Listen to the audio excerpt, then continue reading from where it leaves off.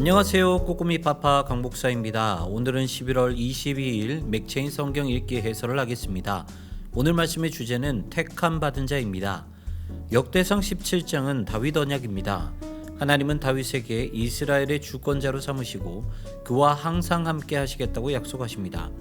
특히 다윗의 아들 중 하나를 세우시고 하나님께서 그의 아버지가 되시고 그의 왕위가 영원히 견고하게 하시겠다고 말씀하십니다.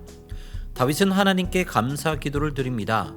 다윗 언약의 궁극적인 대상은 예수님이십니다. 하나님은 다윗의 자손 중에 그리스도를 일으키시고 그분으로 영원한 나라의 왕이 되게 하실 것입니다. 그리고 그리스도께 속한 모든 자들이 하나님을 아버지로 삼고 복을 누리게 될 것입니다.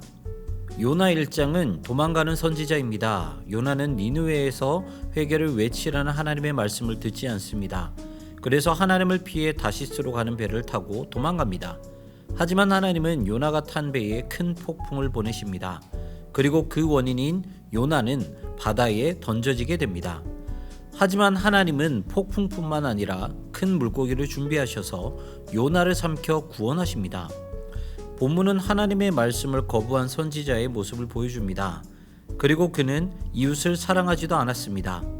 이렇게 왜곡된 믿음을 가진 자들은 성도임에도 불구하고 하나님의 말씀을 거부하고 자신의 뜻대로 신앙생활을 하게 됩니다.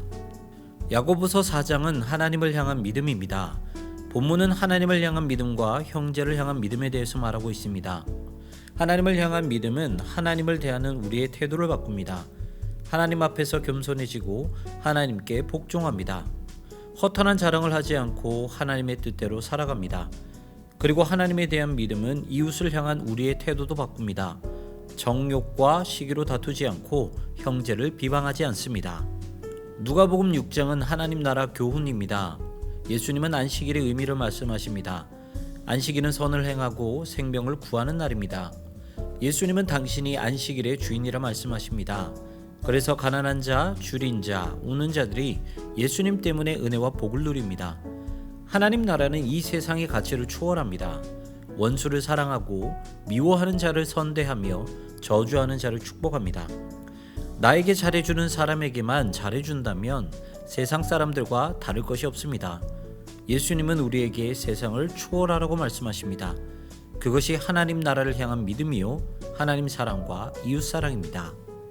하나님의 택하심을 받은 자들은 거룩한 사명을 가진 자들입니다. 그들은 하나님의 말씀에 순종해야 하고 세상을 초월하고 세상을 역행하는 믿음을 가지고 세상을 변화시켜야 합니다. 무엇보다 그들의 삶은 하나님이 보증하십니다.